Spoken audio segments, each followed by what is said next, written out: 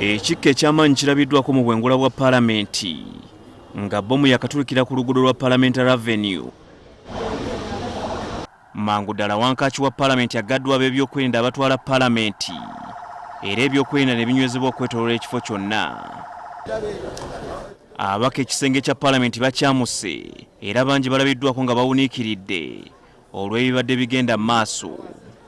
Abalala balabiddwako ku masimu oboolyawo nga bategeeza abantu baabwe ebigenda mu maaso. Waliwo n'amadirisa agaasiddwa endabirwamu olw'okubwatuka kwa bbomu. Embwa ezikonga olusu zireeteddwa bunnambiro okulawuna ebifo eby'enjawulo omuli paakingi, woofiisi n'ebifo ebirala. Abakozi n'ababaka balabiddwako nga baamuka Paalamenti nga bakozesa omulyango oguliraanye woofiisi ya Pulezidenti, bulijjo okukozesebwa Ssaabaminisita ne baminisita bokka okuyingira Paalamenti.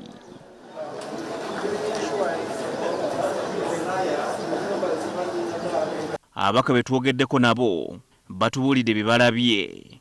Ekibwatuse nze nga ndi ku geeti ya Paalamenti nensooka nyimirira nentunula emabega nendaba nga evaayo omukka waggulu nembuuza omupoliisi omukyala nti bannaye eyo motoka oba bbomu. Mukazi n'agamba honorable dduka ogende eno bbomu. Olwa bulijjo buli lwakubiri tukuŋŋaananga shadow cabinet era oluwulidde bbomu esoose ne tutafaayo nnyo naye eyokubiri ezze n'eddoboozi ddene era nga tusobola n'okulaba gundi omuuka wali ku gundi ku Jubilee Insurance. Paalamenti sanzemu akavuyo nga muntu yenna ali mu kudduka ne deputy speaker wenyini naye nga addukusa avudde mu ofiisi ye naye nga kulaba kiki ekigenda mu maaso era tuli mu bunkenke. Abalala basabye ebyobufuzi okugibwa mu kunoonyereza. Poliisi n'ebitongole byayo ebirala bya gavumenti bya tugibasaba bongere okugumya emitima gy'Abannayuganda ate n'abantu babeere n'obuvumu okuwa poliisi amawulire. Tusaba bireme okuteekebwa mu byabufuzi.